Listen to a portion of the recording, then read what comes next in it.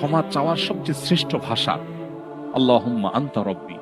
কত মধুময়, কত অর্থবহ, কত ঈমান জাগানিয়া, কত আপনার ঈমানের স্বাদ জাগ্রত করার মতো একটা আল্লাহুম্মা আনতা রব্বি। আল্লাহ আপনি আমার রব, আপনি আমার পালনকর্তা। আল্লাহুম্মা আনতা রব্বি লা ইলাহা ইল্লা আনতা, আপনি ছাড়া সত্যিকার কোনো মাবুদ নেই।